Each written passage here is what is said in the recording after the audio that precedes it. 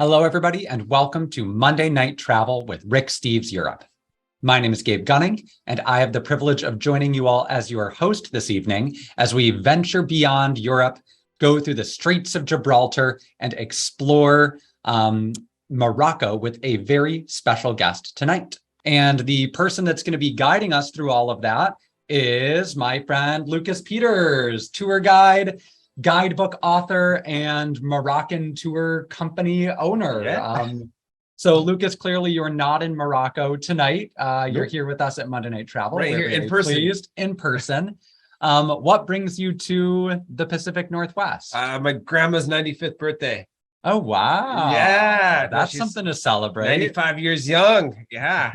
Iris Leola Coburn. And you grew up here, correct? Yeah, I grew up in Seattle. Yeah, I grew up in Seattle, went to University of Washington, then Central Washington University, actually, for my first of 2 master's degrees. And then ended up in Morocco. And what is it? Give us just a snapshot of what it is that you do in Morocco. So Morocco, yeah, it's kind of a two-pronged thing. So I own a travel company, Journey Me Beyond Travel, where we've been running tours now for about 15 years. I took over the company full-time in 2019, which is the impetus for us moving to Tangier. So steering the ship there now. And it feeds into well with what I was doing before as a travel writer, just doing a lot of travel, a lot of photography, specializing in Morocco. I'm working on the 3rd edition of our Morocco guidebook with Moon. So if you guys know the Moon publications out there, so I've been doing their Morocco guidebook since we started back in 2014. I think we published our first one. 3rd edition of the country book guidebook, and we have one special Marrakech book that I still love. We have a little pull-out map in that edition I'm really attached to. I like doing cartography, it turns out. Well, yes, if you highly recommend, if you're doing a trip to Morocco, the Moon guidebooks. We love them here at Rick Steves Europe for all of the places beyond Europe that we don't cover, like Morocco. Yeah, absolutely. And reach out to me at Journey Beyond Travel, say hi, I'm always happy to talk people through, just what's Morocco like today. And while we don't completely cover Morocco, we do actually cover Tangier as a day trip from Spain. In our Spain guidebook, we have a good chapter on Tangier. And so my thought for tonight, Lucas, is what we'll do is first, we are going to take the ferry across from Spain to Tangier along with Rick.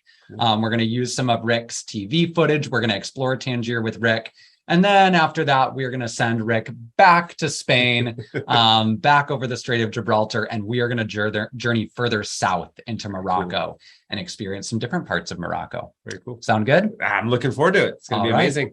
Well, for people that might be wanting to do Morocco, either as a day trip from Spain or maybe doing a trip that does Spain and then goes down into Morocco, can you give us a little sense of what the journey between Morocco or between Spain and Morocco is like?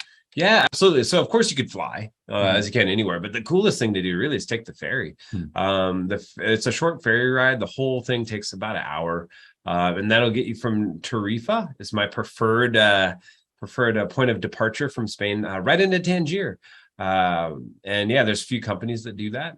FRS being kind of, again, my preferred company, but intershipping is just as good, really, in a lot of ways. And one of the things I like to tell people, right? So some people, they'll come into it and they'll think, oh, Algeciras. For some reason, Algeciras, I don't know. I truly don't know why, but for somewhere, Algeciras was like the place at one point to leave for Tangier. But the problem with Algeciras is actually the ferries there don't drop you in Tangier, but about an hour outside of Tangier. So it's kind of tricky to get from the port they drop you off at into Tangier itself. There's taxis, there's buses, but it all is a bit of a hassle. Versus if you take the ferry from Tarifa, it drops you off literally right in Tangier, right at the old port, where you go through customs and you cross a road and you're right in Tangier, in the old city. People should make sure that they're going to Tangier Ville. Yeah. You'll see it, Tangierville. Usually it's in French. It'll be Tangerville. They won't have the I in Tangier a lot of times. That's the French spelling. But Tarifa to Tangerville. And then it's an hour. It's $40. You walk right on, it's easy to do. It's amazing to me that you can go between continents in about the same amount of time as you can between different parts of Washington state on our ferry network. New York, New Jersey. Yeah. There you go. Exactly. Yeah. I mean, you're Brooklyn to Uptown or whatever. That can take you an hour. You can go from Spain to Morocco, just like that. And then this is your family? Yeah, this is my family. So this is one of the last ferry crossings we did just a couple of, not that many, maybe 4 or 5 weeks ago. And that's my daughter Maya, who's 2 years old now. We were going over for her second birthday. And my wife, and then my son Zafir. And as we found out, we'll see them in pictures as we go along. Yeah. They tend to travel a lot with me as we go around Morocco. And so once we get across the Strait of Gibraltar, it's welcome to Morocco. Marhaba bikum. So it's again. Marhaba bikum. Marhaba bikum. That is much more fun than saying welcome. So I think I'm going to start just using that in my daily life. Marhaba bikum. Marhaba bikum. And so, there you are. You go from Morocco, you get the desert, you get the Sahara, but you have this old Islamic culture as well, that's over 1,000 years old. And it has its own sense of, history, design, food culture, everything that we're going to get into today. So I'm pretty excited. I know we're starting in Tangier, but I'm excited to go south. And can you just... I know you have some fast facts about Morocco. Absolutely. Just help us get the lay of the land. Yeah, so I liked when I'm first talking to people about Morocco. Number one, you can see how close it is. Like if you see Tangier at the top there, it's really it's a narrow passage through the Strait of Gibraltar. So you can really see how close it truly is to Spain. But Morocco itself is about the size of California. So if you know California, it has that same geography with a long coast, this kind of valley that's really hot and sweaty, and not too many people live there, but it's great for agriculture, for avocados and peppers and tomatoes and everything. And then you have the mountains that protect it from the desert, so you have this long spine of mountains, the Atlas Mountains, and then of course the Sahara beyond. And it's 35 million people live there, and they're Sunni Muslim, like 99.5% of the people there, which again is a more liberal kind of interpretation, like we were talking about before, like how Morocco is literally called, in Arabic it's called the West, La Maghreb. In a lot of ways the idea of what we have for the West continue there, as in sort of California, that sort of thing. And I've heard it said that the Saudis say, instead of saying whatever happens in Vegas stays in Vegas, they say whatever happens in Marrakech stays in Marrakech.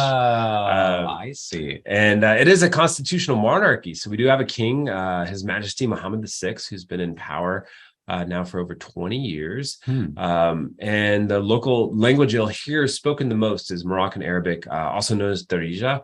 It's quite a bit different from other Arabics, but salam alaikum, and some basics are the same. But you'll hear a lot of other languages too. You'll hear classical Arabic spoken particularly in the mosques and in kind of learned Arabophones, Amazigh, the local indigenous language, as well as French, Spanish, English, a lot more English these days too. And all of it, it's a bit of a melting pot, hodgepodge of language there. And are people generally supportive of the monarchy? Oh yeah. Okay. Yeah, people actually love the king. Yeah, I mean, I mean, there's some that might question, a policy here or policy there, but by and large, I mean, really, he's pretty adored throughout the country. Yeah. And I just realized, we here are in the Pacific Northwest of North America, and you are in the Atlantic Northwest of Africa. Absolutely. So, it is the Northwest. You like that corner. I do enjoy the corners. Yeah. All right. Well, we will get back. We'll delve deeper into Morocco soon. But as I said, we are going to start out hopping on the ferry and touring around tangled Tangier with Rick for a bit. So off we go.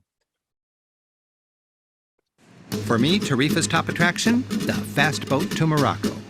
Several boats a day make the intercontinental trip in about an hour. Tickets are easy. All you need is a few euros and your passport. The Strait of Gibraltar is where seas, continents, and cultures collide. Fishing, shipping, and movement of peoples. This narrow stretch of water has seen it all. And it's here that Islam and Christendom come together like cultural tectonic plates. Over the centuries, this narrow passage has witnessed lots of turmoil. 8th century Muslim Moors sweeping north. Then in 1492, those same Moors retreating south, making this very same voyage. Today, wealthy Europe has invited back the people of North Africa to harvest its crops and do its low-end work. And today, as anywhere, with all this back and forth, there are both challenges and opportunities. Independent travelers walk right off the boat and into Tangier. The busy port seems to pump life into the city. It's an intense scene. So Lucas, when you step off the ferry into Tangier, what are the first sights and smells and sounds that you can expect? What's the sensory experience? Yeah, there's two things that jump to mind immediately. One isn't maybe the most pleasant, but it's the guides. There's always guides like greeting you right when you get off that ferry, right when you clear customs, and they can be a little sticky. They're like they're trying to give you a tour of the Medina and everything, and the Casbah, and it's okay to take them up on that. They all kind of have the circuits they run and stuff, but yeah, a few firm no's. You might have to say no, thank you, no, really, no, thank you, really, no, thank you, leave me alone, please. But yeah, because they will be a little sticky. But after that, you get out of the kind of where these guides are, and you cross this parking lot, and all of a sudden you get this waft of baked fish and fried things, and it's just delicious because the fishing port's right there, and they have a series of like little restaurants they call chiringuitos, like these kind of like little makeshift restaurants that are just put in place, very bare bones, but they get the freshest fish right there, grilled to order, and you just get that smell, and immediately I'm hungry. Like I get off this ferry, and it doesn't matter if I just had lunch. I'm like, oh, what is it? Is it dinner time yet? Tangier had long been considered a charmless and dangerous place. But today that's changed, and this city is becoming a proud showcase of the new Morocco. Like so many Moroccan cities, Tangier is split in two, its old tangled Arab quarter and a new French colonial quarter. While new town buildings feel distinctly European, it's immediately evident that this is North Africa. Tangier's new town faces its fine beach. The broad stretch of sand is treated as a park by locals, ideal for a quiet stroll or some exuberant gymnastics. And what better place for some barefoot soccer? A grand boulevard parallels the beach. It's named for Morocco's popular king, Mohammed VI, the man whose policies have given Tangier its new vitality. Throughout the mid-20th century, Tangier was considered too strategic to be controlled by any one country. It was therefore jointly governed by the European powers. It attracted playboy millionaires, spies, romantics, and scoundrels. Because of its Western orientation, the previous Moroccan king essentially disowned the city, leaving it dispirited and neglected. So, Lucas, if Tangier was jointly ruled by European powers for a period, does Tangier, and I guess also because of its proximity, does it feel more European than other parts of Morocco? It does, and a lot. Well, that's tough. I'd say parts of Tangier, Casablanca, and Rabat. Those three cities to me feel maybe the most European of the Moroccan cities, where when you're walking around, there are moments I feel like I could be in Malaga or in Marseille or something like that. You really get those kind of moments there. Tangier's a bit of a added layer of mixture because it did have this about 50-year period where it was the inner zone. It wasn't ruled by any one country. It was, there was a German quarter and an Italian quarter and a French quarter and a Spanish quarter. And so like you had these different kind of quarters that you needed. You needed visas sometimes to go from one quarter to the next. You needed some sort of passport or paper. And they all kind of left their mark there. So there still is like a distinct sort of Italian community there. There is a distinct sort of French community there as well. A little Italy. Yeah, a little Italy. It's still there. There's still a Spanish bull ring. Wow. They're still like, they don't do bullfights there. They're gonna, they're remodeling it into like an art center. But the fact that this bull ring is still there as part of like a Spanish quarter, that's kind of interesting. Yeah, interesting. But when the king was crowned in 1999, this was the first city he visited. His vision? To make Tangier a leading city once again. And it's well on its way. In the early evening, Moroccans hit the streets and stroll as people do across the Mediterranean world. Amid all the new, old ways do persist. Cafe sitting and people watching remains a mostly old boys' pastime. Once Tangier's main square, the Grand Soko stands like a referee between the new and old towns. A few years ago, this was a pedestrian nightmare and a perpetual traffic jam. Today, this smart square is emblematic of the new Tangier. Visiting this revitalized city lifts my spirits. I see a society that's neither pro-West nor anti-West. It's just people making the best of life.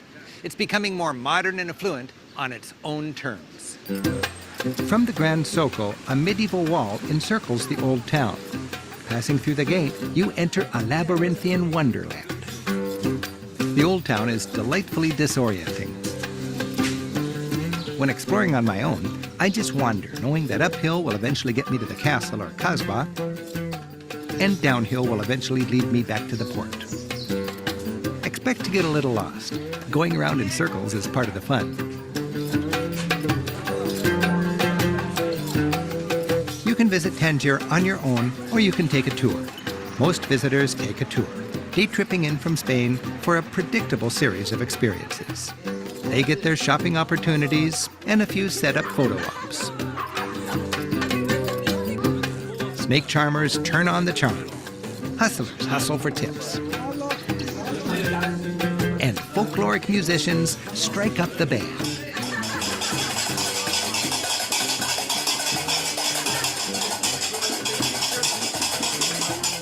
For lunch, tour groups sit together in Alibaba elegance to enjoy a meal with more local music.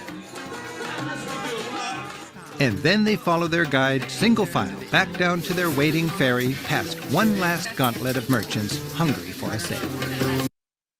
So Lucas, this kind of typical tourist experience that Rick describes in Tangier, it seems kind of out of the can of like you kind of go through the stereotypical sights and experience and get your photos and then back on the boat and go home.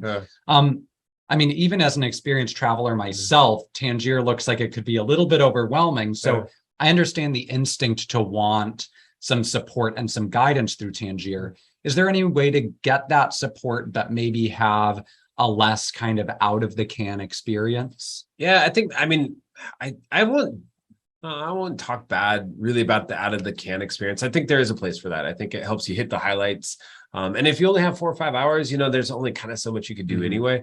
So I think that's okay. And you can get a guide at the port or you can arrange it beforehand. And I think that's one way to go. I think for people with a bit more time or maybe a specific interest, I think, being able to talk to somebody ahead of time, whether it's a tour operator like myself or something like that, like, I think that's another way to go.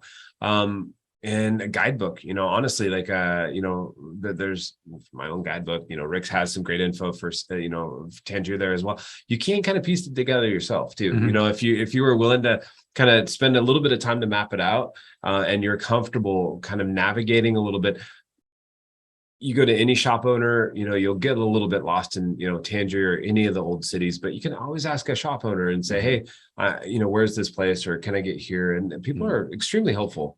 Yeah. Well, and Rick always says that the best investment you can make is to get a private guide also. So if you want to just not maybe get the photo ops, but have, like you said, a more curated experience. Yeah. And that's even those guides at the port, if you get one of those that they're hired, that's a private guide hired just for you. You'll spend, maybe $30, $40, depending on like how many people you are maybe. But then you can tell them, you read your guide ahead of time or you read some stuff on the internet. What are you interested in seeing? And just let them know like, hey, we want to see, the Casbah, we want to see the American legation, the US's only national landmark outside of the US, which is really cool to see and experience. And it's a whole cool little museum in and of itself. And you want to see the Petit Soko or the Weaver's Market or whatever, you can tell like these guides, hey, we have 4 hours, here's what we want to do, or we have a day, or we have 2 days, this is what we want to see. Well, we just have about 2 more minutes in Tangier, so let's make the most of it. That's sweet. Let's go. Once the day trippers are back on their boats and heading home to Europe, it seems there's hardly a tourist left in Tangier. That's why I like to spend the night. Wandering is fun, but to enjoy it with maximum understanding, you can hire a local guide. I'm joining up with my friend and fellow tour guide, Aziz Begdouri. These guys are day workers ready to work. A painter ready to paint. Plumber ready to plumb. Electrician ready to wire. So the community works together. If you don't have a phone in the house, you use the phone centers. And we use the community baths, which are called the hammams. And here's the community oven. It's a bakery. Like the bakery, okay.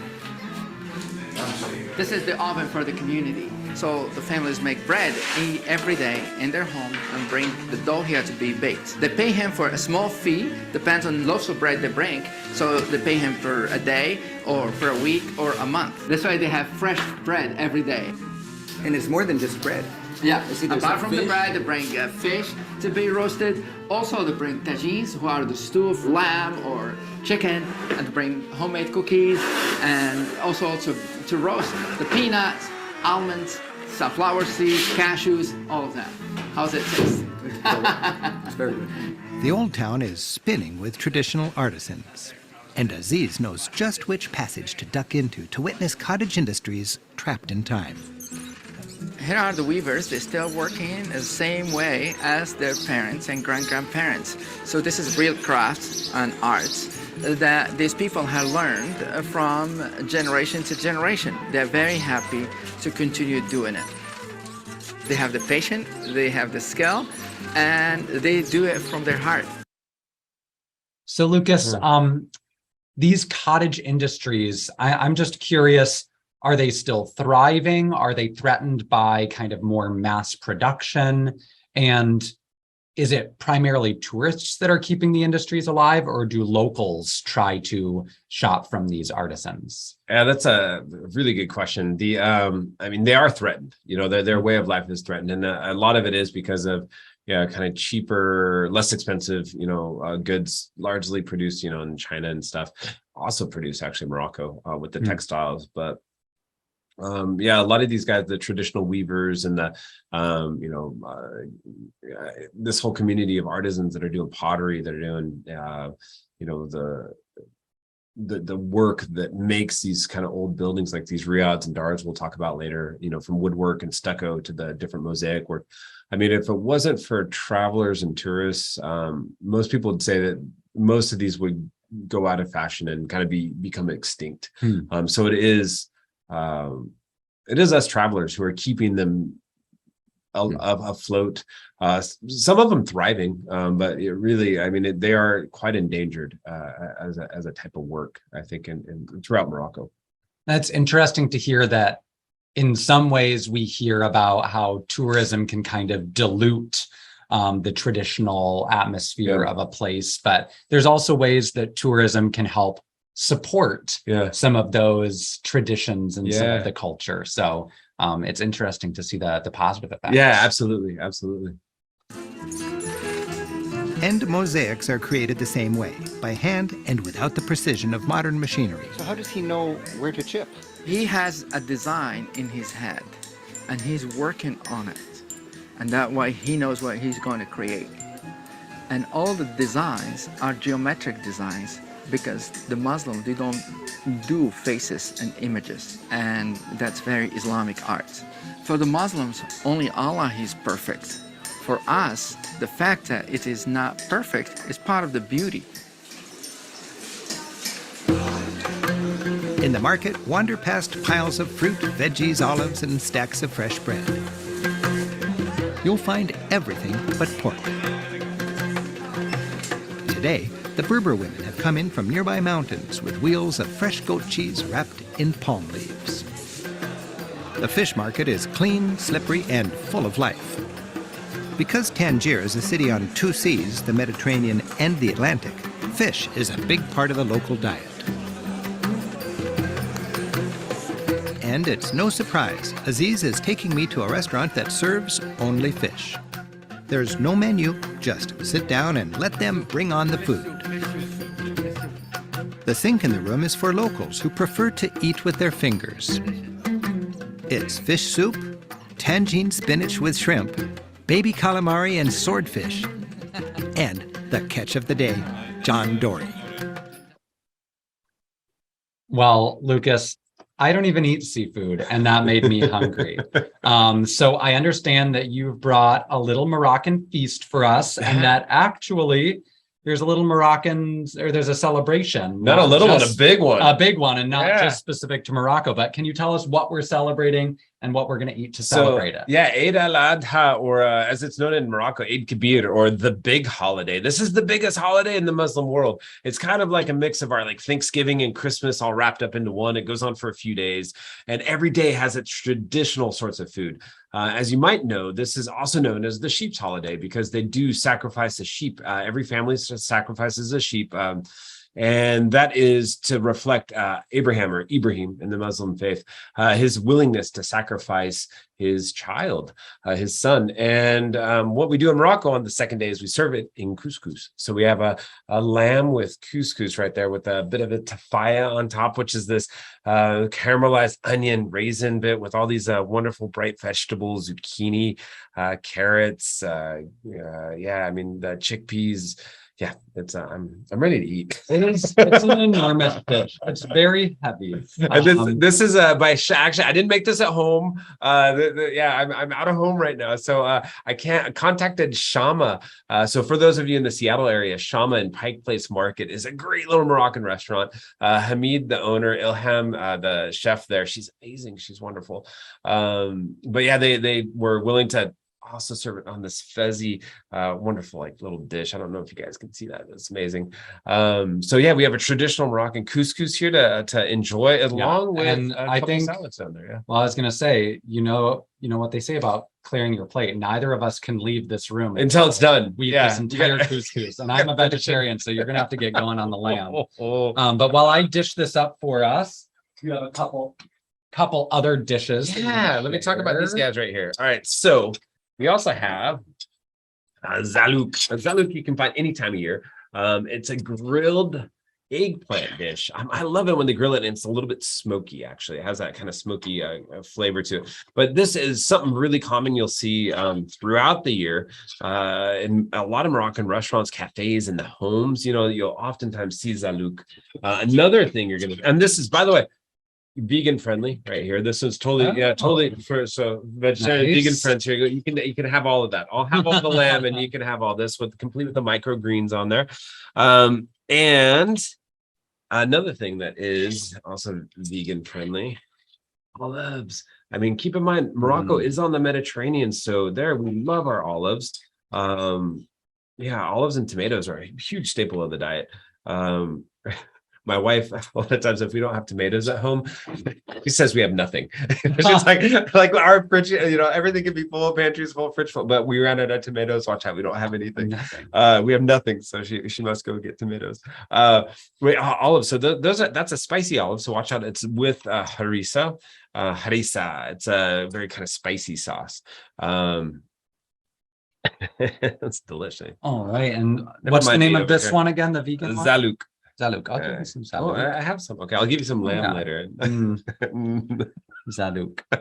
All right. Well, now we have what's the name of the holiday again? So Eid al-Adha or Eid Kabir is the easier way to say. So we have our Eid Kabir feast. Sahara, and we say Bisacha. So you used to say in Europe, we'll say Sante, Salut. We'll say cheers. Sacha. It's the same. Like to yourself. Latik Saha. Sacha.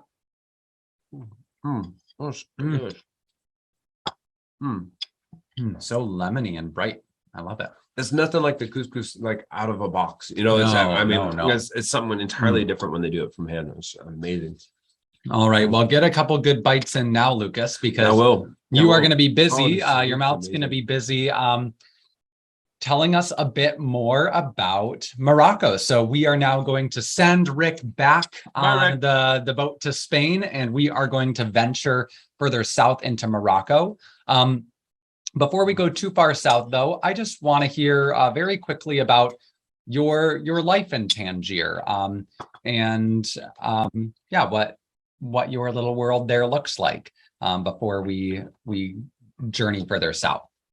Cool. Well, yeah, so I live there. I have a wife and 2 kids. There's Amina, my wife in the blue. And she was watching during the first show. She was in the Q&A saying hi. She was watching. So yeah, so we moved into Tangier before the pandemic in 2019. And here we are in our garden, just having a nice little holiday meal with some of our family there. Amina's mom and 2 of her aunts and our 2 kids, Zafir and Maya. And yeah, so I ended up taking over Journey Beyond Travel, a company I'd been working with for years. I'd done a lot of kind of on the ground research with them. I've done a lot of writing for their website and, a few photos here and there and stuff. And so I became really good friends with the founders of it. And in 2017, I think actually was when they first approached me about taking over the company. And I thought, yeah, because I've been writing these guidebooks for Moon and everything. I was like, yeah, it sounds amazing. So 2019, yeah, we decided to move to Tangier and do the Journey Beyond Travel full time. And I keep writing the guidebooks and traveling around doing photography and dragging my kids everywhere, As you see, there you go. So there's on the left, there's me and Zafir. I'm giving them a shoulder ride in the middle of Atlas. Maya, she's now 2 years old. That was her first birthday right there. But yeah, during the pandemic, we got to travel a little bit around Morocco, not as much as usual, but we still, we took our kids down to High Atlas and to Marrakech. We've taken our Fez. We've taken our son out to the Sahara. Actually, he's gotten to go out there. So yeah, there's quite a bit that we kind of get to do. But sometimes my wife and I, we get to take off just 2 of us and enjoy ourselves. You'll see that as we'll see this picture again later. But doing outside of Marrakech, you could ride these sidecars. I feel like you could stick your kids in the sidecar for a family trip. Yeah, you could strap them. I mean, it's more fun to check them in with grandma and have a little adult time. But yeah, my wife and I were pretty adventurous. We love hiking. We love getting out and just trying new experiences. And when we're down in Marrakech, it's Marrakech Insiders is the group. They're the only group that does these sidecar motorcycles rides out in around that kind of region. And I love doing the one through the palm groves because I don't know, there's something adventurous and adrenaline. It's a little spice to some of the other stuff you might do. And of course, you can ride a camel out there and stuff if you wanted to. But yeah, from Tangier, I mean, we go straight down into Essaouira, which is pretty cool. So you see, we're going to stick along the coast. So I don't know. I've done this a bunch of times with my kids. It's so close to Tangier. It's an hour by train. It's, half hour, 45 minutes in the car. It's a great little day trip outside of Tangier. So if you are just, have a weekend in Tangier, you can do a day trip down to Essaouira. Or it's a good place to start a longer tour south into Morocco, But Essaouira is one of the handful of cities that was originally Portuguese. They built these Portuguese ramparts when the Portuguese had the kind of seas, and they were, they had the ships that were controlling the seas, and they had along Morocco's Atlantic coast, a handful of these ramparts here that they ended up, Moroccans built their own cities within. So Essaouira is a really fun one to tour. It's bright. It's right on the ocean. Great seafood, of course. You have some beaches down there. This whole fishing culture. But more than that, there's the art scene. And this, to me, it reminds me about how in North Morocco, particularly in North Morocco, there's this affinity with the arts. And so Essaouira, what they do is every year in July, they whitewash the whole city. So this mural we're seeing right now, I believe actually in the next couple of days, they're going to whitewash over this. And the next time I'm standing at the same place in Essaouira, there'll be a different painting there. There's an international art festival they do, and they invite artists from all over the world, from Japan to Uruguay. And they're going to invite them to the cities and have them, create mosaics and stuff. So it adds to this kind of bright quality, I think, of the kind of fun, I don't know. It's fun to walk through a city that's this old, it's hundreds of years old, but it has modern art on it, in all these mosaics. And it's pretty entertaining. But it reminds me that, from Eugene Delacroix, the French painter, who first kind of discovered Tangier for the Western eye, for the Western artists. And he was drawn there by the light. And Henri Matisse, of course, was as well. And he did some of his most famous work while in Morocco. And so these visual mediums, whether it's photographers, painters, when they come to Morocco, particularly in the north, they talk about the light there, this like luminous quality of the light. And it's not to be, that is actually a different light. When you see a sunset there, it looks unreal. It looks magical in a way that a sunset you've never seen before looks magical. You know, I mean, there's a quality to it. And it's thought that it's perhaps because the reflection of the Mediterranean and the Atlantic seas all kind of coming into the sky, and how that plays with the sun as it's setting and everything, or as it's rising even, and how that adds to this luminosity here. So a lot of artists are drawn by this, even today. But also writers, you know, with these other visual artists, you have writers like Paul Bowles, who originally was a musician, that best known now for his writing. Tennessee Williams, I think we all know A Streetcar Named Desire, you know, like, I mean, but Tennessee Williams spent a long time here. He wrote a play based on his time in Essaouira. You have William Burroughs, who wrote Naked Lunch while he was in Tangier and spent time in Essaouira as well. And Brian Jones, who's through the whole area from the Rolling Stones discovering the music, you know. So you have these kind of artists, these visual artists, these writers, these musicians, all sort of drawn to Morocco through the north. And I think that's a great place to start, is like understanding like, wow, there's something about this area that draws on the artists, you know, and that's also the local artists. So this is Yusuf, goes by Yusha. That's him with Zephyr, or at the time Zephyr is 3 years old. But you know, Yusha, he's a local artist who does these kind of naive dreamscapes, you know. And when you talk to him, he doesn't speak English, you know, so you have to really talk Arabic with him. He just like he has a little Spanish, but he's an amazing, really wonderful man.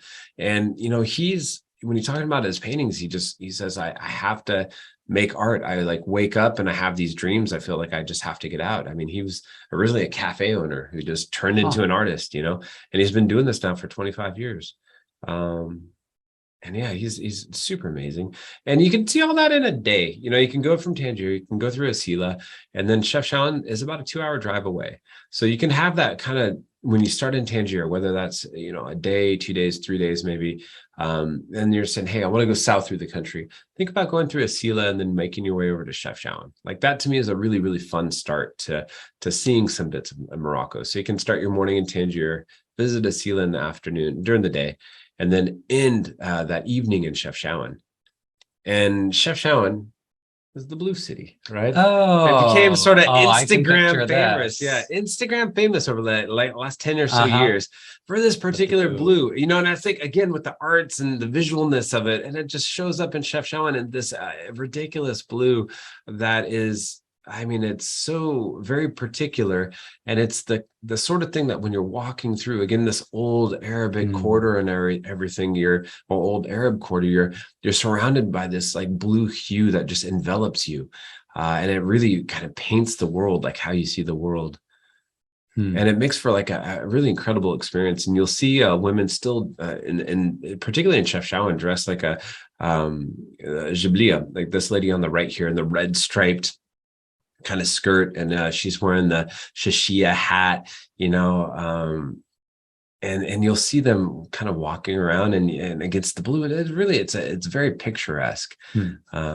Yeah, and the shashia, by the way, those colorful little balls on it. Yeah, it's thought to, you know, keep away insects like that. That's what I've heard, and some people say the evil eye too, but I think it's just a good fashion statement. Yes, I mean, when you need a hat, tassels are in. Yeah, tassels are in, right? Yeah.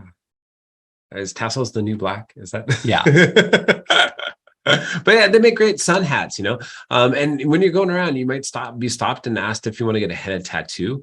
You know, maybe it'll cost like $5 or so.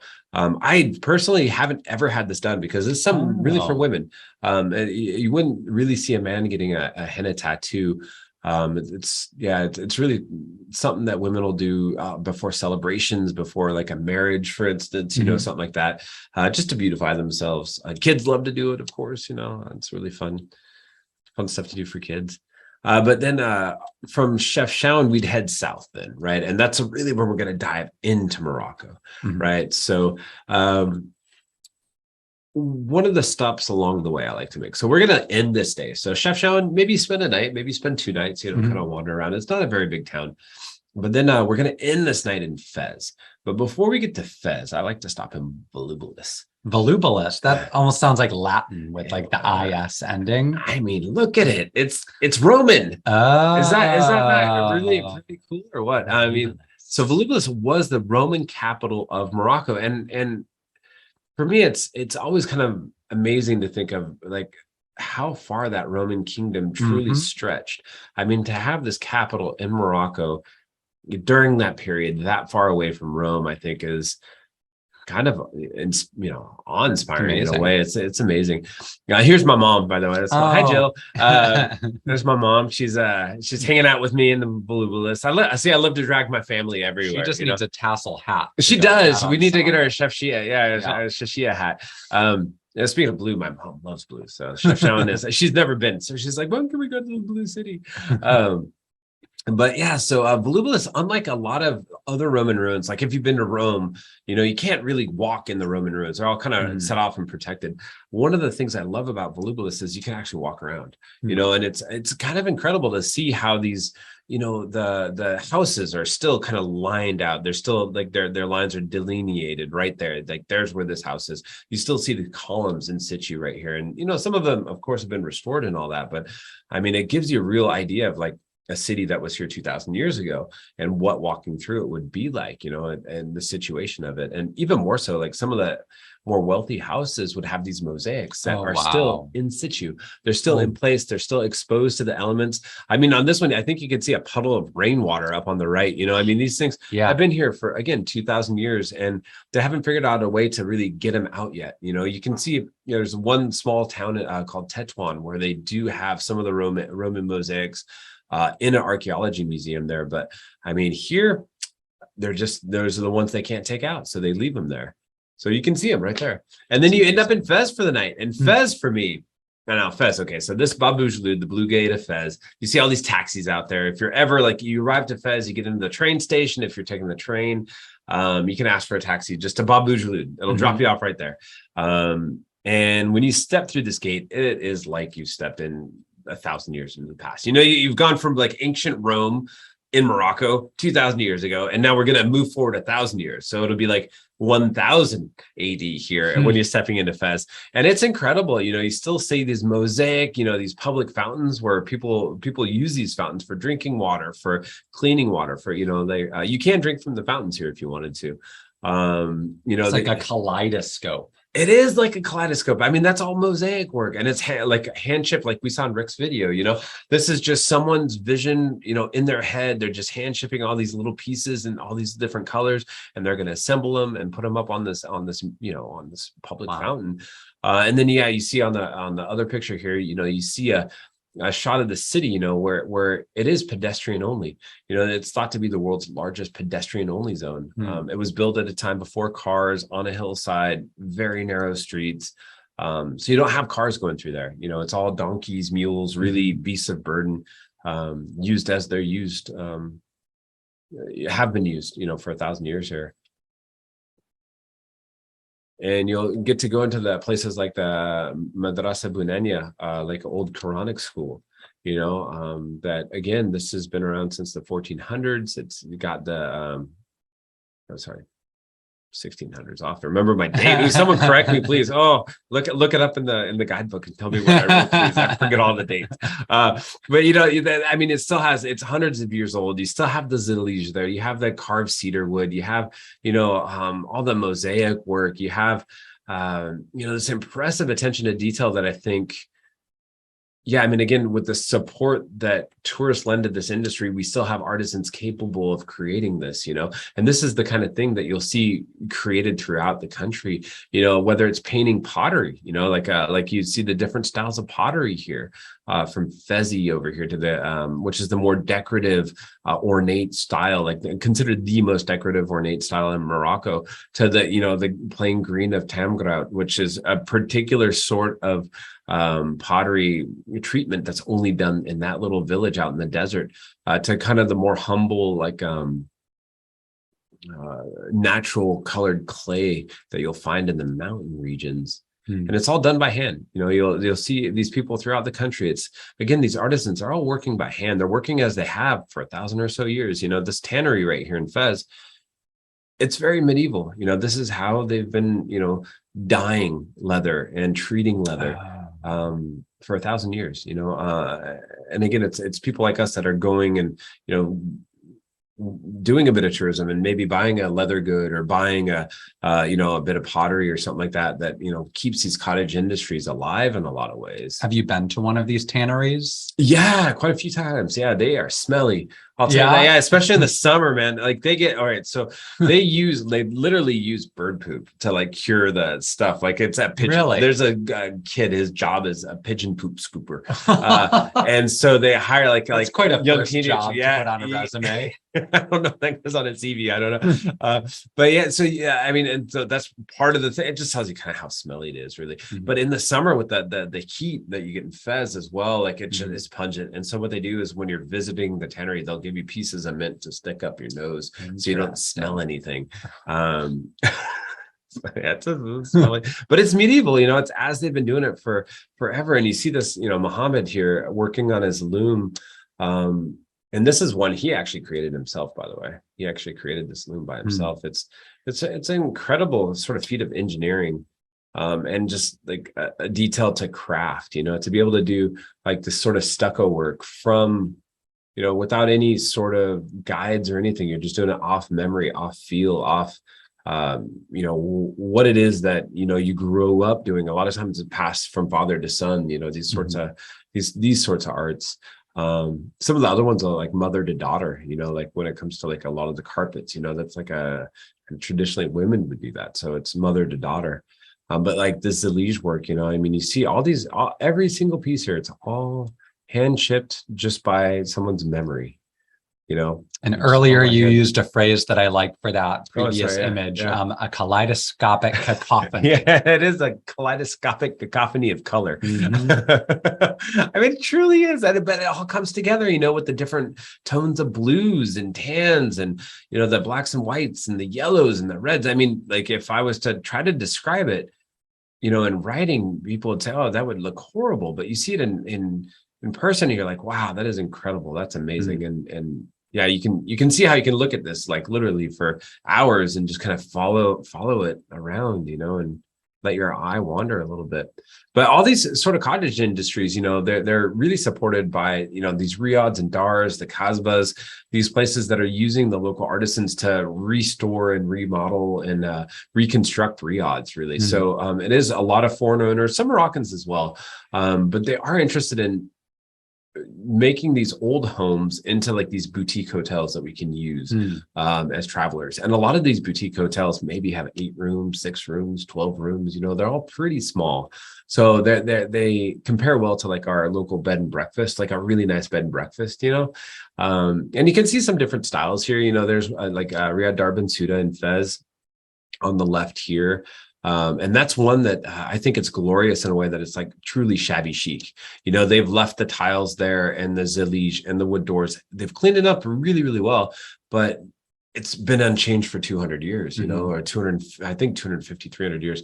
And that's something that just hasn't really changed. So you're really touching history when you're in there, versus, another place might be more sort of brought up to date, maybe they're going to use some colorful throws in here like that done by the local textiles. Maybe they put in, some, kind of sheer curtains, to bring some of those textiles, the painted wood over here on the door frame, I mean, so, and again, maybe restyled the Zelige work here, all to create something that's, like truly, like we don't have this in the West, like, I mean, I'd be hard pressed to find a hotel like any one of these, in the US, or even a B&B, Well, and I mean, Lucas, to me, these look quite luxurious. How much could a traveler expect to spend per night on an accommodation like this?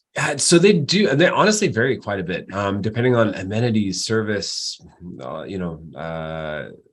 kind of how big a space is, where you are in the city, location, that sort of thing.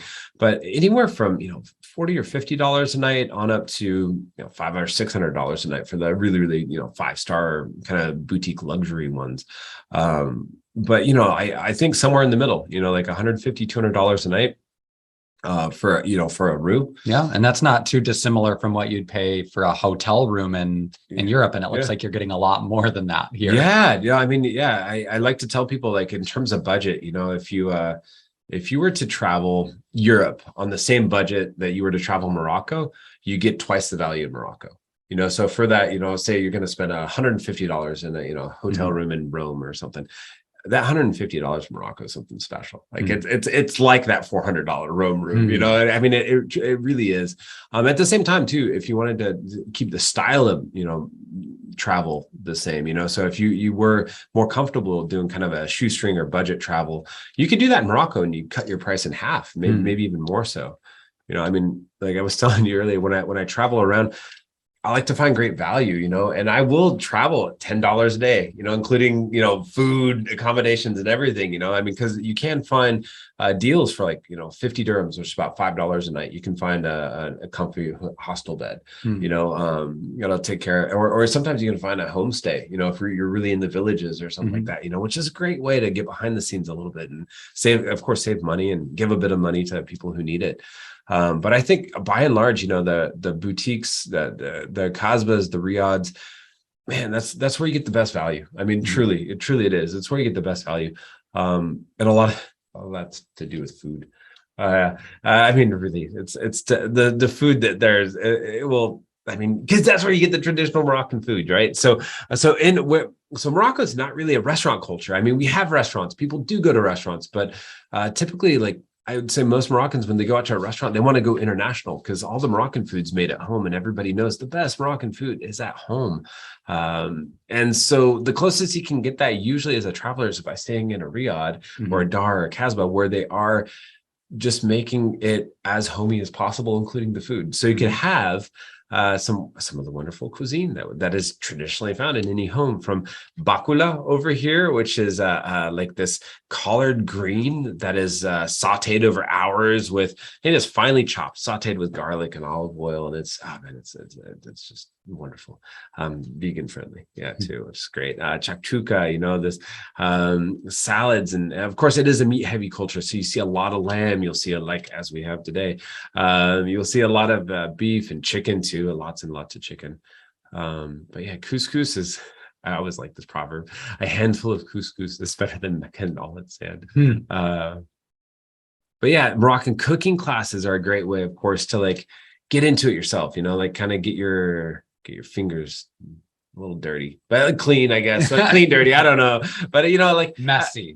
Yeah, there you go. Messy, that's the word. But it's a great way to like learn about a dish and meet people and have a good time and kind of learn. For me, it's like learning how to use the spices. Like as much as like I've done a tagine or I've done couscous and stuff, like I always learn something new about how to apply spices. And sometimes it's like when or how much or kind of what spices to use, because we use a lot of different spices in Moroccan cuisine. It's and it's not like spicy spices. It's not hot spicy. It's curcuma and cumin and you'll kind of mix that with like coriander and paprika, and this all somehow gloriously comes into a dish with all sorts of herbs and and then you can come home and do it on your own plate and maybe with your fezzy pottery and stuff like that, and then you could have an awesome dinner party and tell everybody about your Morocco trip, right? But I love to do that in Fez. I think Fez is a great place to do like a bit of a cooking class, and then you head over to the Sahara after that. So here, the Sahara. So the Sahara, it's a drive, like a lot of people say, hey, I heard it's a drive. I'm like, yeah, it is. Yeah. I mean, like how long is that drive from Fez to the Sahara? About 6 or 7 hours. Oh, okay. Yeah. So, I mean, it's doable. I mean, a lot of people, I don't know. That's one thing. It's like, to get to the middle of nowhere, the Sahara is the middle of nowhere. It's a journey. It definitely is. It's all about the journey. But here you're going to cross the Middle Atlas before you end up in past Merzouga in Erg Shebi. So Erg Shebi is Morocco's biggest sand dune, right? So it's the tallest, biggest sand dune in Morocco. And to get out there, I mean, you can rent a car, you can drive it. You could take the bus. Like if you're doing a bus, take the GM2 buses. I think those are the most reliable in terms of air conditioning, because like the desert's hot. So like some of the other buses, the air conditioning doesn't work and you arrive just a puddle. So it's, I mean, especially for a journey like that, you'll want to be comfortable. So those are comfortable. They have AC and stuff. So I think that's a good way to get out there. You could always hire, like Morocco is still a place where you can hire private private cars and stuff. So you can have a driver and everything like that, which is another way to travel out there.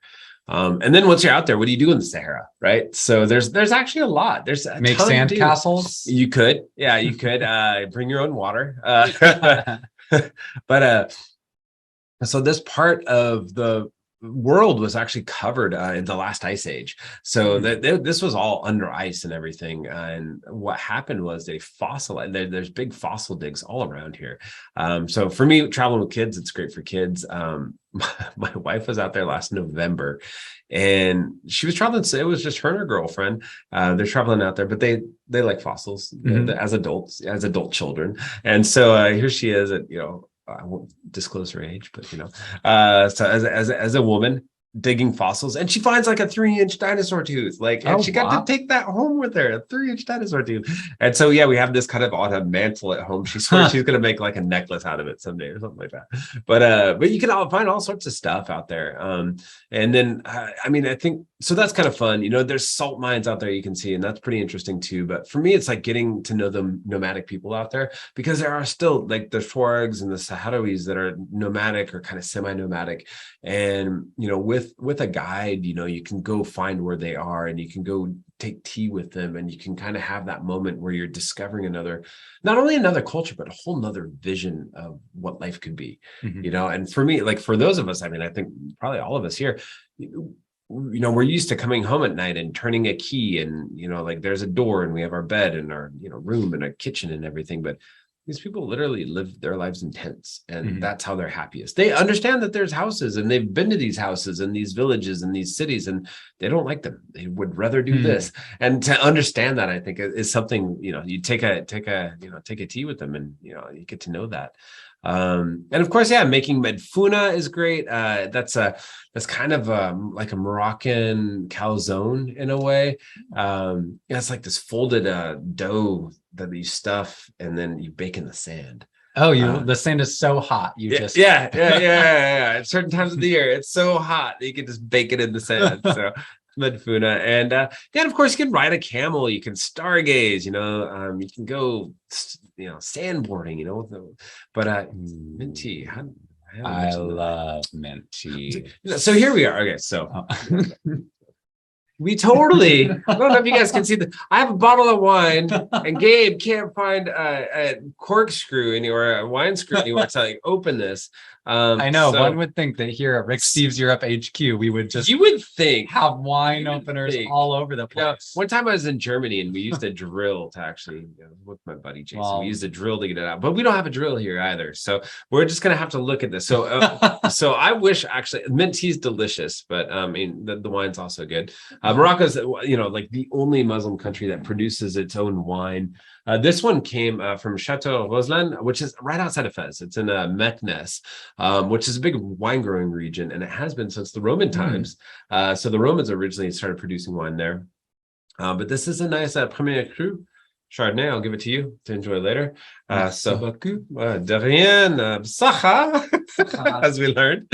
But okay. So besides wine, of course, a lot of Moroccans don't drink. It's with the Muslim, a lot of interpretations of the Muslim religion don't allow it, but they do drink a lot of mint tea.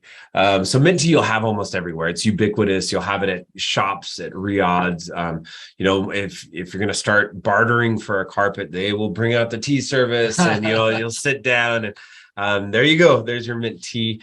So that's something that you will get everywhere around Morocco, including the desert. I love it.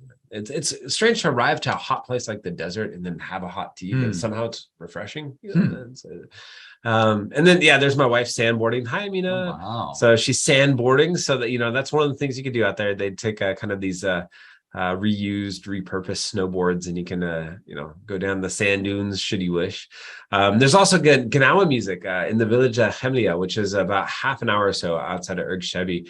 There's still like the village where this sort of music started. Like it's really the cradle for this type of music. It's almost like an African blues music in a way.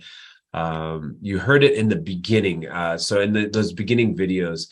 So you saw that in the Journey Beyond Travel, like our kind of I don't know what do you call it? A teaser video or something? Like teaser. A little teaser Or a thing? sizzle reel. Sizzle reel, yeah, like sizzle reel. That's what he said. So like the sizzle reel, like there's that music right there. And Rick Steves had it when he was walking by too. You know, he had these guys with their tassels, and you know, kind of spinning their heads and stuff, and they're playing like a Ganawa music, right? And that to me, that is purely Moroccan, and it's from this region. And to be able to hear these musicians do it in like in their homes where it's from is something special as well.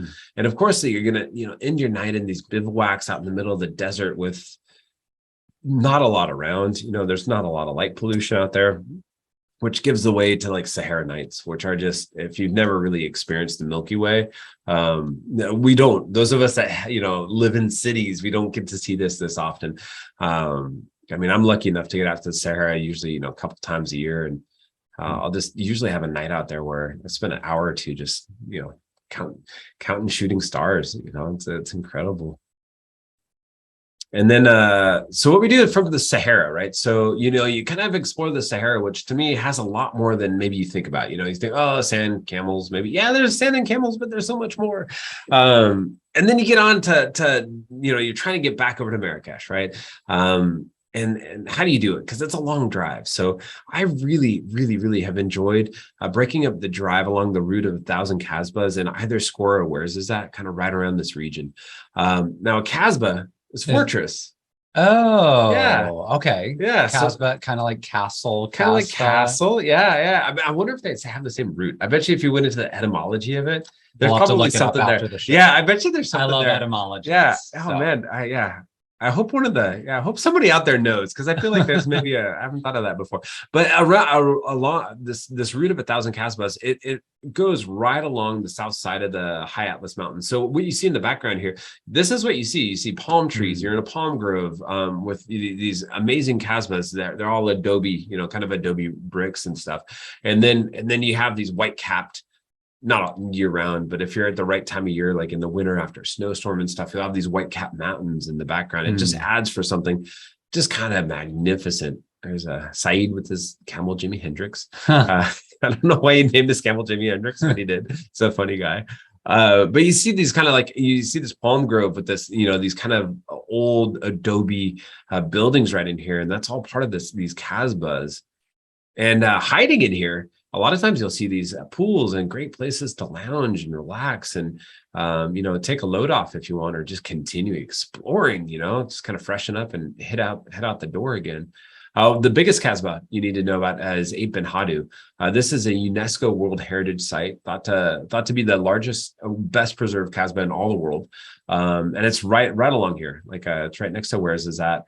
And right here, you'll see it's, I mean, once you get into, I mean, it's magnificent here, but you get into the streets and it's just like, you know, you feel like, wow, there's an earthiness to it that you don't really feel in other parts of the world. It's fun to see so much color in the streets when at a distance, it almost just blends in. Yeah. And there's these colors that'll just pop around. And it's no wonder that here, they filmed a lot here. Like, Where's is that? Film? Yeah, film. Like they do movies and series and stuff here. Like Where's is that? So where is it at? Where is this at? Yeah. I always like That's to say the name of like a city? Yeah, Where's is that? It's the largest city on this part of Morocco.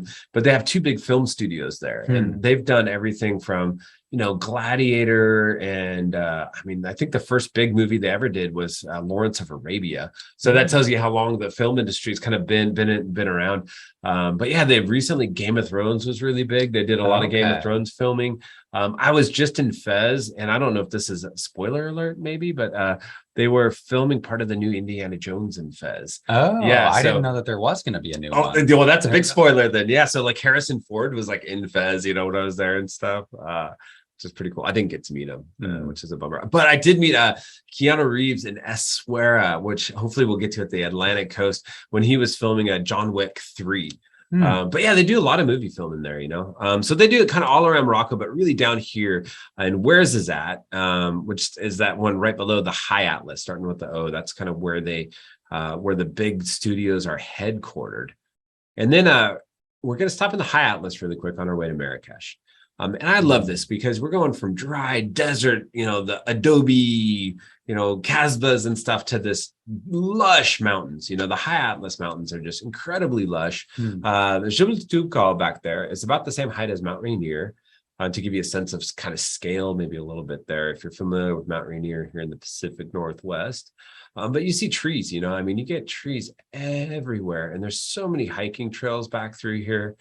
And you get these places again, you know, that are kind of these casbahs, but these ones are perched up in the mountains, and they'll have like places where you can relax, take a dip, enjoy the pool after a long day of hiking, you know. And this is like a typical trail you might hike down. Everything's connected here by like mule tracks and donkey tracks, and it's only mules, donkeys, and people on these. Like that's all you'll ever see. Like it's our traffic that keeps these trails going, otherwise they'd just be overgrown. And these are the kind of like villages you might walk by, you know. They're just built with rock, and again some maybe bits of mud bricks and stuff like that. And they're not connected really by roads at all, you know. A lot of these places that you can hike to, it's just foot traffic, you know, mules, donkeys. And for those of us that like a good hike, you know, I mean, this is an amazing, like, it's incredible, some of the views you get here. And then you come across this really rural village, and it's something else. And then, you know, if you ever get to the top of Jebel Toubkal, which you can do in a couple of days from Marrakech, you know, you can summit it. And again, the views out here, I mean, just stunning, you know, and it makes for something else. And then you dive into Marrakech. You know, you're gonna go from the mountains poof, into Marrakech, and I think everybody's heard of Marrakech, right? So I mean, Marrakech, it's hits everything. You know, there's adventure, romance, excitement, mysticism. You know, you all the sights and sounds and smells. You know, it just hits everything. You know, you get all the senses there, and I think by the time you get done going around a lot of Morocco, you know, you've gone from the north through the south, through the desert and everything.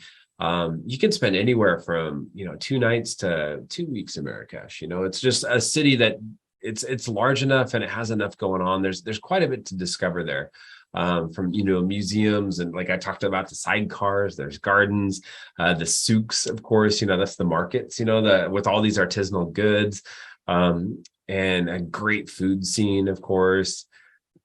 And so the gardens is something I think everybody, I don't know, I think everybody needs to see at least one Moroccan garden. And the Secret Garden is a good one to hit. It's right in the middle of the Medina.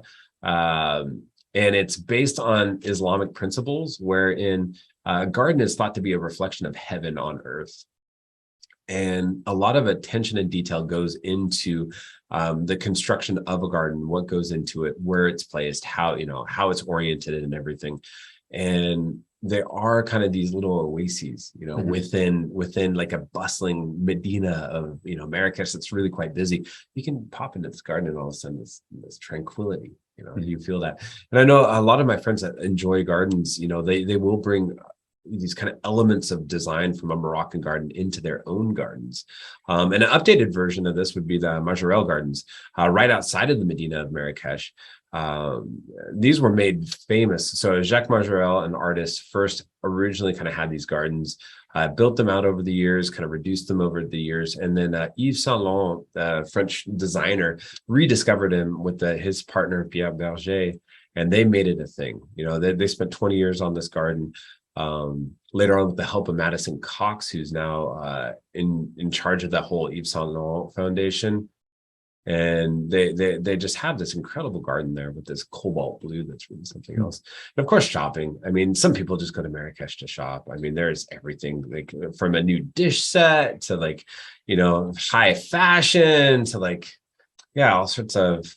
And Lucas, in these Moroccan markets, is it expected that you barter? Is it respectful to barter? Sometimes I feel like maybe if I'm coming in as an American tourist, I may be coming in from kind of a place of privilege and maybe trying to like drive down the prices for somebody less privileged. But is that just kind of the expectation? So that is, I mean, especially when you don't see a price marked there, like it's expected you should barter. Like that's what you should do. There's certain things like, you know, fruits and vegetables you could, but I mean, most people wouldn't. You know, you're going to save maybe a couple pennies or something like that, but like for like a Moroccan carpet or some, you know, pottery, artisanal goods, you know, it's kind of expected. In fact, some people would even say it's respectful. It's just part of the process, respecting the culture.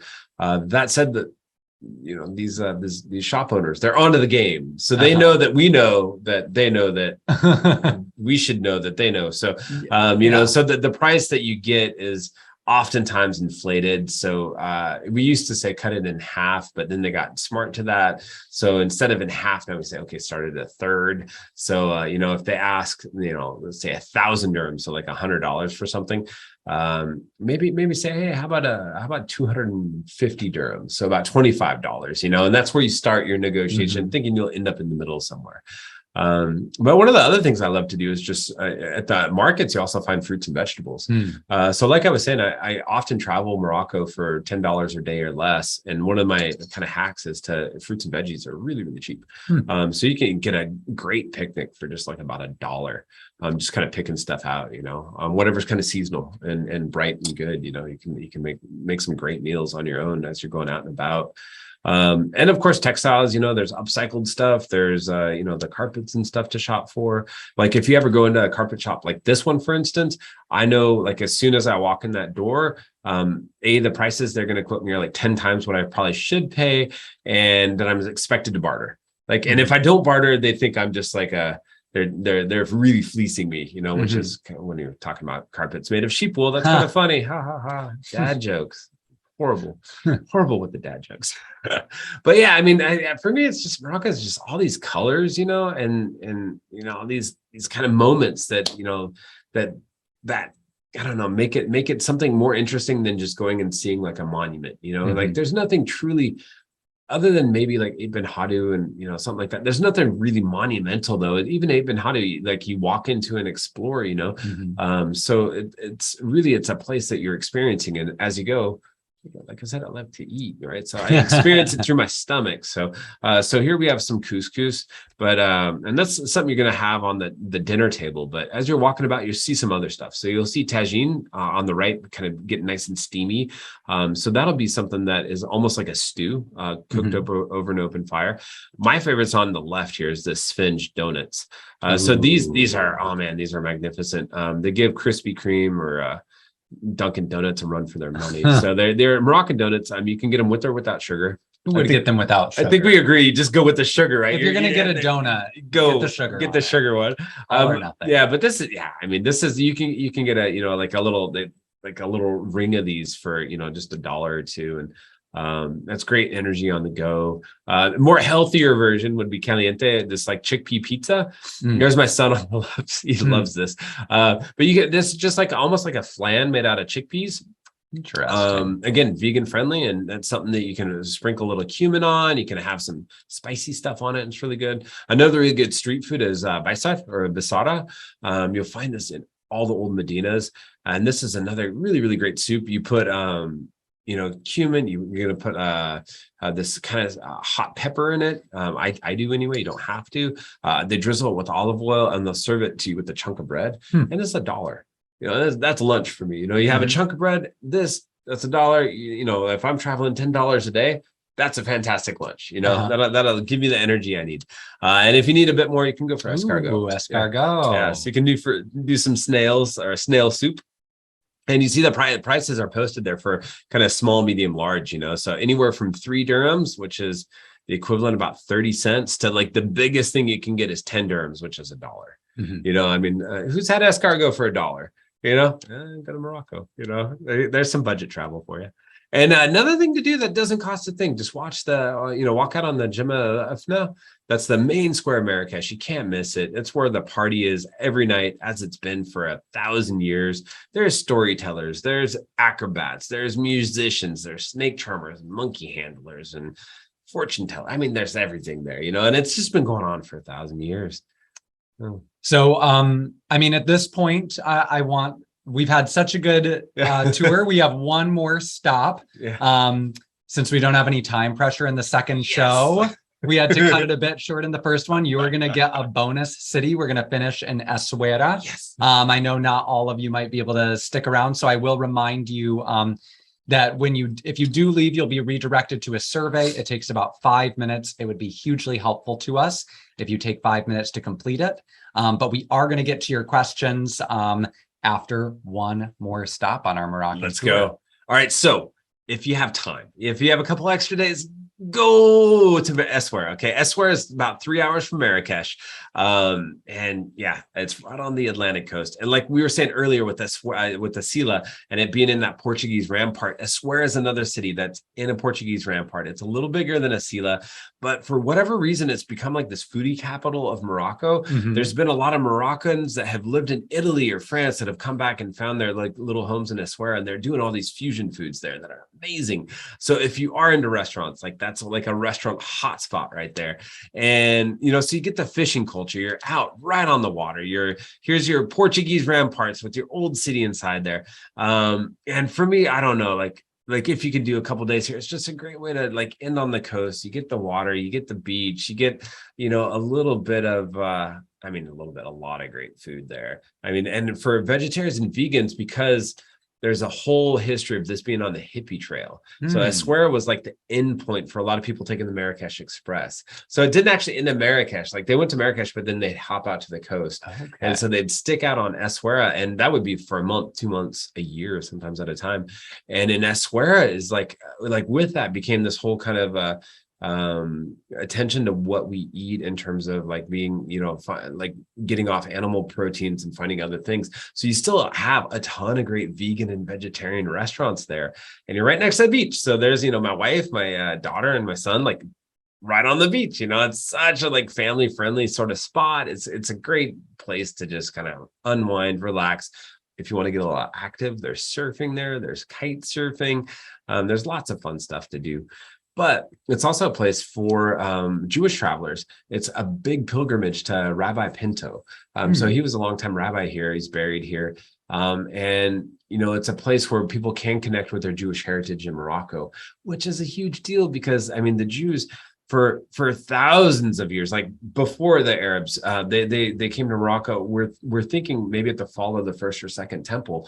I mean, they have a long history of being in Morocco, and so you'll see mausoleums and you'll see cemeteries all over, and every old city has like a Jewish quarter.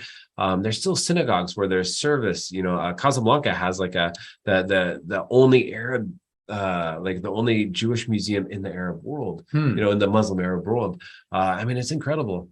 But, you know, I think at the end of it, you know, in Morocco, it's, you know, it's the people you meet, it's the experiences you have, it's the music, it's the food you share, you know. And if you can reflect on all this when you're in Essaouira, just at the end of your tour, oh, it's so nice. It makes for like a really, really nice sort of end of a tour. And yeah, kind of with that in mind, I guess, our Morocco, I'll just say a little bit about this. We did this project over COVID. I think everybody had a COVID project, right? Yeah, I think most people. I mean, you were at least knitting. Sometimes something, I feel like I wish I had done more. Baking banana bread, right? You know, like, I mean, I think we all did. I had this as a writer. And a travel writer. I was really struggling because you couldn't go anywhere. So I still wanted to travel and do something. So I worked on this. I'm blessed with my writerly friends. So I worked on this project with people that are well known, like you know, Tahir Shah. He's like, you know, a New York Times bestselling writer, and you know, Myron Hardy's like a great poet, and Richard Hamilton, he's, you know, correspondent for the BBC that's written a couple books about Morocco, and Zora O'Neill has a wonderful book, All Strangers Are Kin. That's a great look at kind of the Arab world and learning Arabic. And, you know, anyway, like, I mean, there's so many great people here as part of this project, but I wanted to do this like Morocco from the inside and outside. So we titled it Our Morocco, and it's Moroccan writers you might not know, like a lot of contemporary Moroccan writers that people haven't been introduced to. And at the same time, a lot of kind of people like myself that know quite a bit about Morocco, that have spent time there, that live there, that have our own perspectives on Morocco. And so we're just kind of sharing our, you know, as it says, you know, our lives, our hopes, our dreams, you know, and adventures, of course. And we put this into this little collection, and we decided to make all the proceeds of this go to the Morocco Library Project. And the Morocco Library Project's amazing. They are establishing libraries in remote regions of Morocco that don't typically have library access, and so they're building the library, they're putting all the books in there, and they're making sure librarians on hand, and they work a lot with the local schools and communities and everything.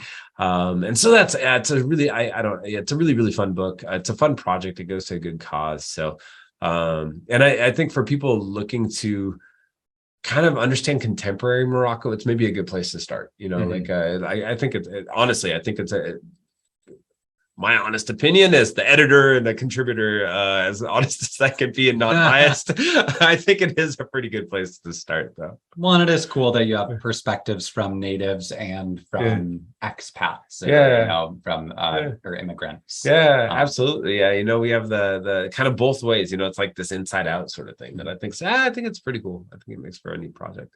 Well, Lucas, thank you for a sensational tour of Morocco.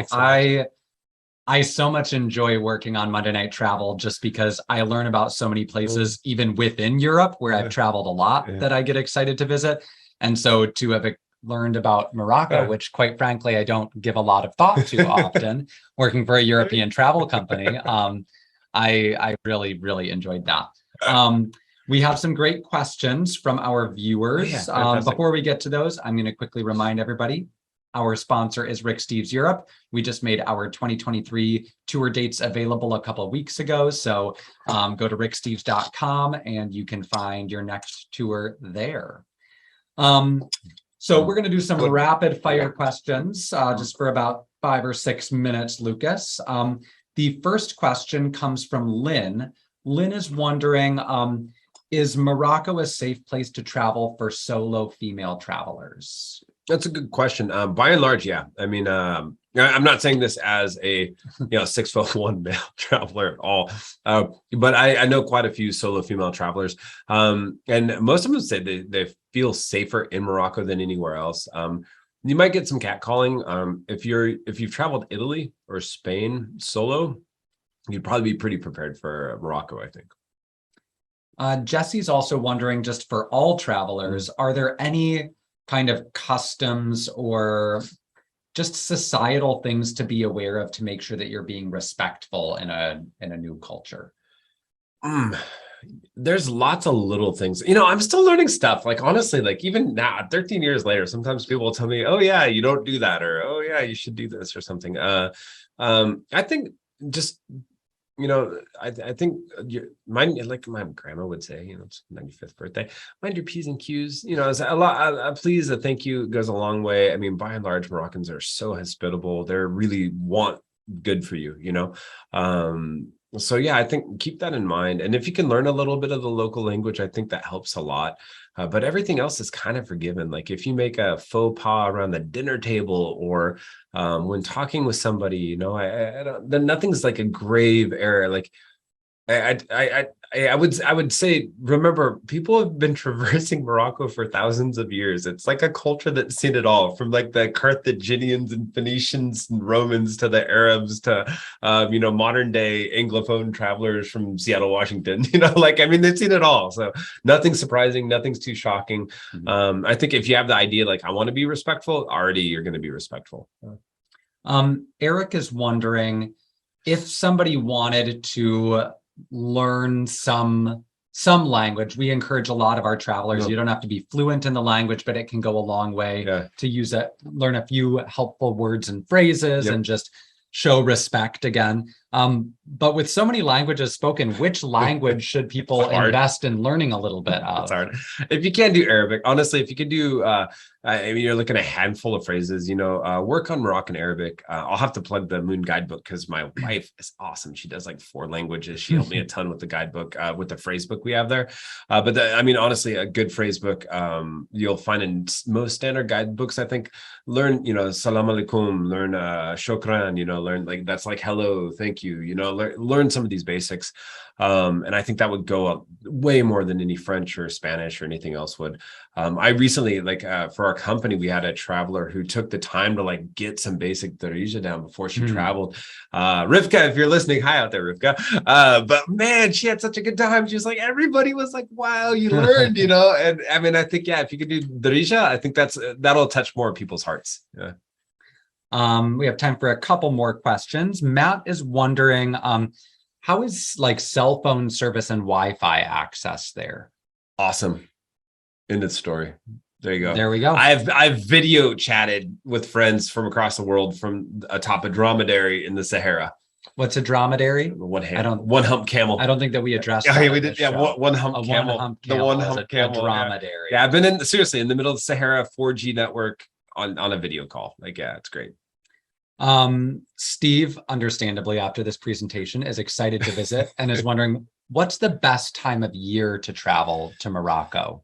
I'd usually say fall and spring. It's kind of a fall and spring destination. You can kind of do it any time of year, but in the winter, in certain parts, it'll be a bit rainier and colder.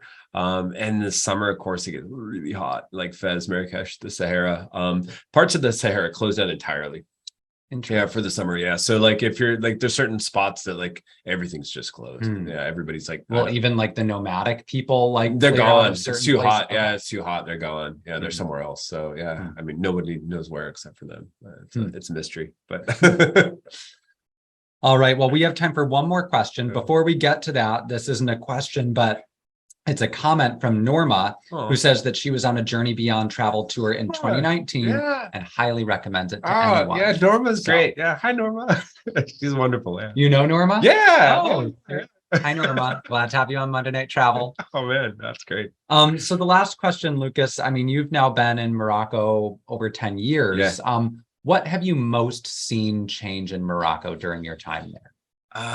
For me, like visibly, the thing you see most is the modernization of a lot of Morocco. So you still have these old quarters and these medieval cities and everything, but at the same time, we have Africa's only high-speed train. So it's like if you've ever done the TGV, or the high-speed trains in Europe, it goes, you go from Tangier to Casablanca in 2 hours, which used to, it was a 5-6 hour. It still is a 5 or 6 hour drive.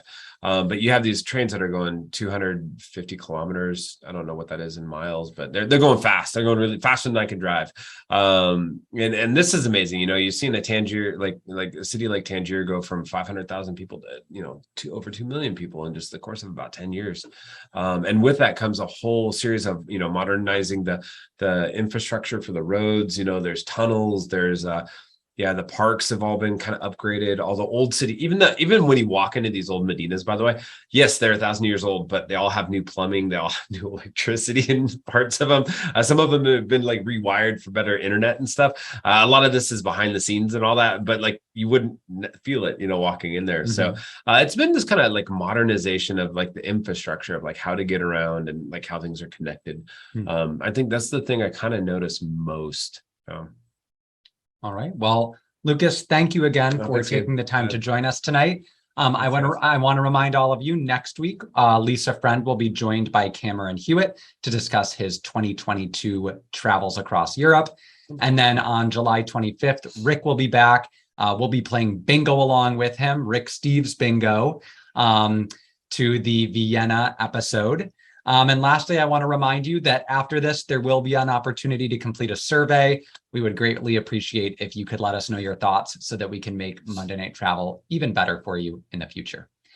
Thank you again for joining us. Thank you, Lucas. Thank you to all of you. And we hope to see you next week.